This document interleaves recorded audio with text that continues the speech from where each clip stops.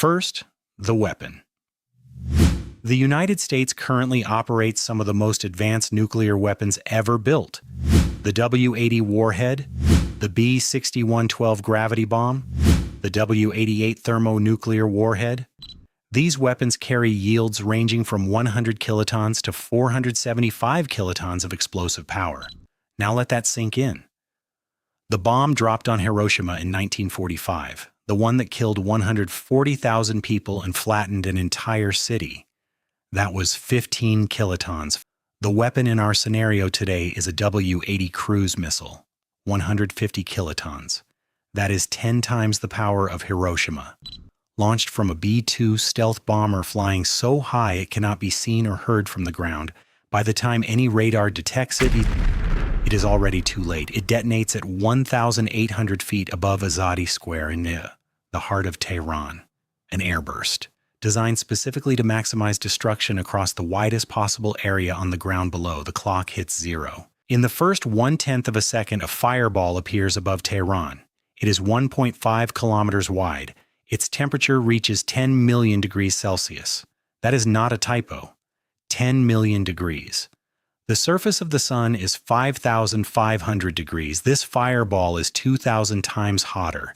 Everything within 1 kilometer of Azadi Square, every building, every road, every human being is vaporized. Not burned, not collapsed. Vaporized. There is no body to recover. There is no rubble to search. There is simply nothing. 250,000 people, gone in under a second. Remember that mother making breakfast this morning? Her apartment is inside this zone. She never felt a thing. Within 3 kilometers, the blast wave arrives. Moving faster than the speed of sound, it carries a pressure force that no man-made structure can resist. Hospitals collapse. Schools fold like paper. Apartment towers that took years to build come down in 3 seconds. The people inside are not killed by fire. They are crushed under millions of tons of concrete and steel. 700,000 casualties in this zone alone. Within 5 kilometers, every flammable object ignites at the same moment. Cars, trees, clothing, curtains, everything. And here is where something truly terrifying happened. These thousands of individual fires begin to merge. They create what scientists call a firestorm, a self-feeding inferno so massive it generates its own wind system, pulling survivors toward the flames rather than letting them escape. Within 10 kilometers, windows explode inward. Glass traveling at bullet speed tears through anyone near a window. The pressure wave ruptures eardrums, collapses lungs, and throws human bodies through walls.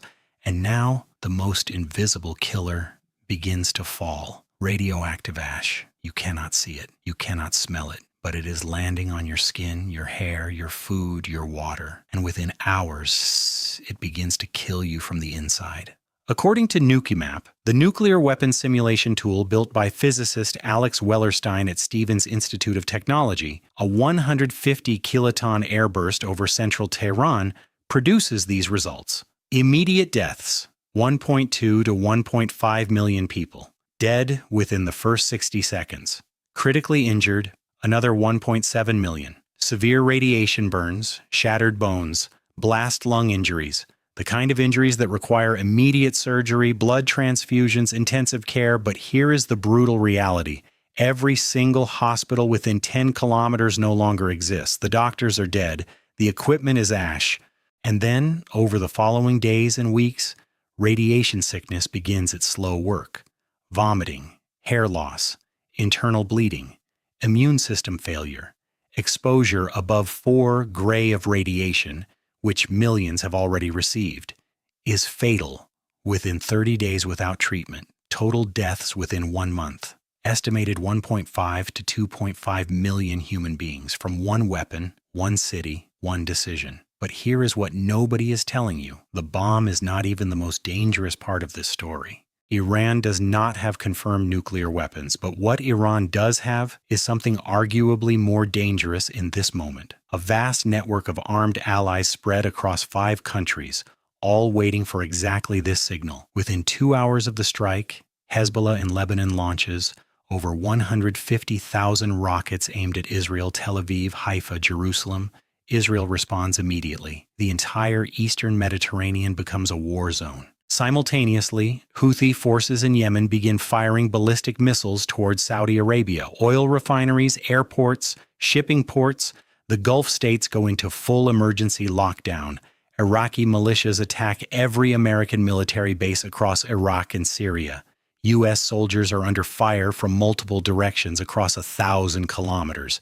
And then Iran makes its most devastating move. The Strait of Hormuz, a narrow waterway just 33 kilometers wide at its narrowest point, is closed. Iranian submarines, naval mines, and anti-ship missiles lock down the passage completely. And through that strait, every single day flows 20% of the entire world's oil supply. It is now stopped. The world has 48 hours before the real catastrophe begins. Here is where this stops being about Iran, and starts being about you. Within 24 hours of the Strait of Hormuz closing, petrol prices at your local pump double. Within a week, they triple. In countries like Pakistan, Bangladesh, Egypt, and across Africa, where people already spend 50% of their income on food and fuel. This is not an inconvenience. This is starvation. Airlines begin canceling international flights. Cargo ships reroute thousands of kilometers around Africa, adding weeks to delivery times. The medicine in your pharmacy, the food in your supermarket, the phone in your hand, all of it depends on a supply chain that is now broken. Stock markets open on Monday and immediately crash. New York, London, Tokyo, Mumbai, 30 to 50% losses within days. Pension funds wiped, retirement savings gone. Businesses that borrowed money to operate suddenly cannot pay back their loans. Banks begin to fail. The International Monetary Fund warns of a global economic contraction between 8 and 15%. The 2008 financial crisis, the worst economic disaster in living memory, was a 2% contraction. This is 7 times worse. And unlike 2008, there is no bailout, no central bank solution, because the crisis is not financial. It is physical. The oil is simply not moving. Hundreds of millions of people fall into poverty, not gradually, overnight. But the destruction does not stop at borders or economies. It reaches into the sky itself. The fires burning across Tehran release millions of tons of black carbon soot directly into the stratosphere, 12 to 15 kilometers above the Earth. Too high for rain to wash it out, too dense for sunlight to pass through. A dark veil wraps around the planet. Scientists call it nuclear winter. Global temperatures drop by 1 to 3 degrees Celsius. That number sounds small. It is not. It means growing seasons in North America, Europe, and Asia shorten by 3 to 4 weeks. Wheat yields fall by 30%. Rice, the food source for half of humanity, drops by 40% in key growing regions. A study published in the journal Nature Food in 2022 calculated that even a limited nuclear exchange, not a world war, just a regional conflict, could trigger a famine affecting 2 billion people within 5 years. 2 billion people hungry because of one bomb on one city. The United Nations calls an emergency session. Country after country, including America's closest allies, stand up and condemn the strike. France, Germany, the United Kingdom, Canada, nations that have stood beside America for 70 years are now publicly calling it a war crime. The International Criminal Court issues arrest warrants. Russia and China, both nuclear powers, move their militaries to maximum alert status. Every analyst, every general, every intelligence official understands the same terrifying truth. The moment one nuclear weapon is used in war, the barrier against using the next one collapses. The world is now one miscalculation away from a full nuclear exchange. NATO, the most powerful military alliance in human history, begins to fracture visibly, publicly. And across 50 Muslim-majority nations from Morocco to Malaysia, governments face a population that is not just angry, it is radicalized. A generation that will now define itself by this event. Every terrorist recruiter on earth just received the greatest gift of their career. The America that existed before this moment, its reputation, its alliances, its global leadership is gone. Let us go back to Tehran, 30 days later. The city is gone, not damaged, not recovering, gone. A 20-kilometer radius of collapsed concrete, radioactive soil, and silence.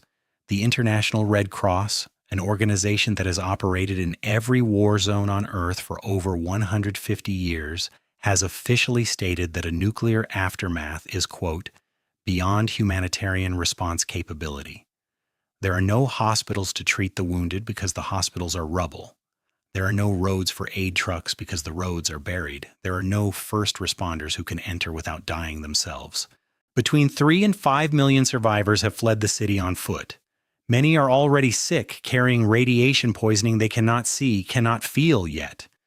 They are walking into neighboring cities, spreading contamination without knowing it.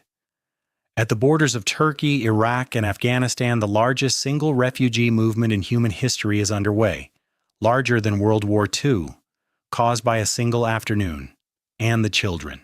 The studies from Hiroshima and Nagasaki are clear the health effects of nuclear exposure passed to the next generation, and the one after that. The mother who was making breakfast that Tuesday morning, her children did not go to school that day. They never went again. Right now, as you watch this video, there are 12,500 nuclear warheads on Earth, active, deployed, ready to launch within minutes. The scientists who built the first one called it the destroyer of worlds. They were not being dramatic. Everything you just watched, the deaths, the economic collapse, the famine, the refugees, the political chaos, all of it, from one weapon, on one city, in one morning.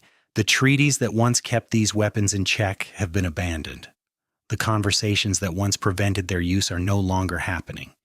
And the political tensions that make their use imaginable are higher today than at any point since the Cold War. We did not make this video to frighten you. We made it so that the next time someone says nuclear war as if it is a foreign policy option, you will know exactly what those words mean. Share this video, not because it is entertaining, because it is true. And the only thing standing between this scenario and reality is the choice not to pull the trigger.